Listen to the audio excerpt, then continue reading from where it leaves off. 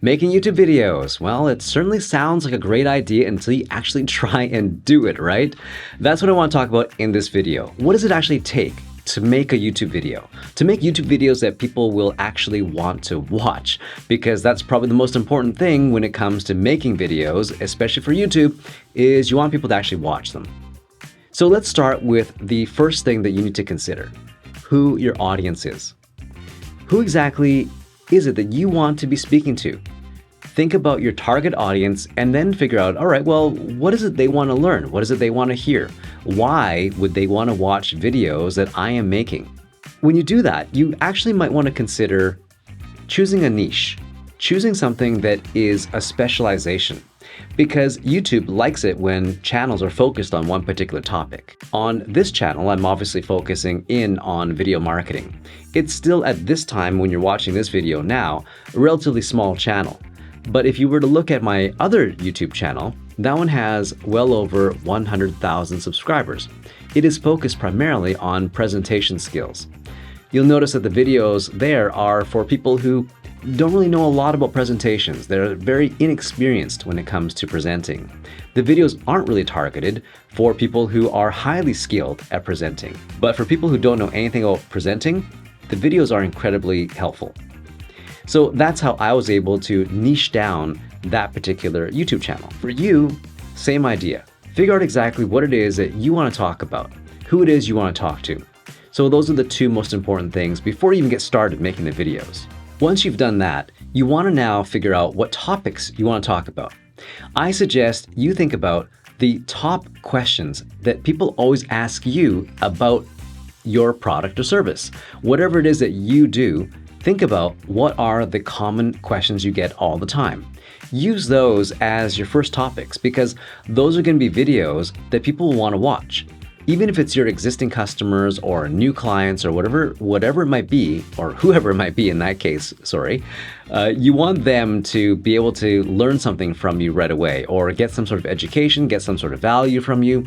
So having those videos available will be a great way for you to build some trust and authority. They might be coming to you and asking you questions. They might be phoning you.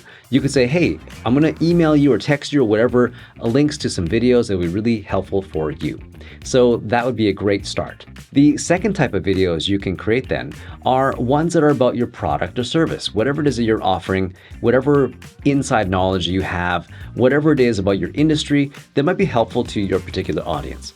Really always think about, how can I provide value to the people that are watching my videos? One thing I want you to notice is that I haven't talked about cameras or lighting or any of that technical stuff. I've only talked about how important it is to know who you're talking to, what it is you want to talk about, and the type of content you want to provide them, the type of value you want to provide them. But of course, we do have to talk a little bit about equipment and how you can actually make the videos. So when it comes to making YouTube videos, what you need obviously is some way to film yourself. You can absolutely use your iPhone. Most modern iPhones do a really great job of shooting video. The number one challenge, well, there are two big challenges, but the number one challenge of using an iPhone is that you really have to be using the back camera in order to get the best quality video. The front camera, although you can see yourself, it's not the best in terms of the quality. Yes, it can be a great way to get started, and some people feel like, well, I'll just use it because I have it and, I don't really care if the quality is not that good right now. I'm just getting started. That's actually a mistake, because a lot of other people in your space already have access to better equipment. They're already probably making videos that look better, that sound better. So if you think you can get away with just using old equipment, bad lighting, bad audio, and just start making the videos just to make them, it's actually a big mistake. But if you do have to use your phone, the number one thing that will improve the quality of your videos is good lighting. Now, good lighting will solve a lot of problems.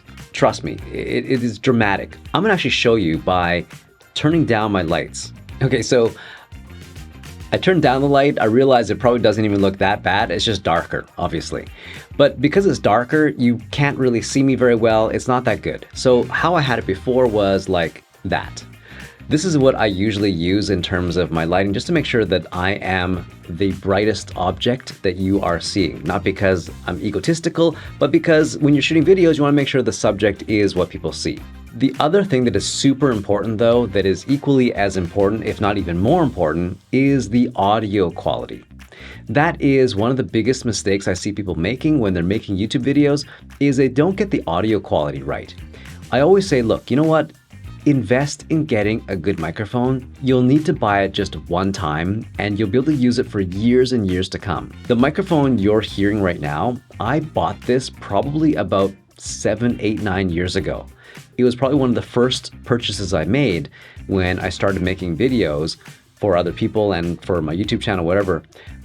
I bought a good microphone because I knew that it would increase the production value of all my videos. The point is, buy it once so that you get good quality. You don't have to buy it again later on. Invest in a good microphone, please. Okay, so we covered what you should be talking about, who you should be talking to, and some basic equipment that you might need to make YouTube videos.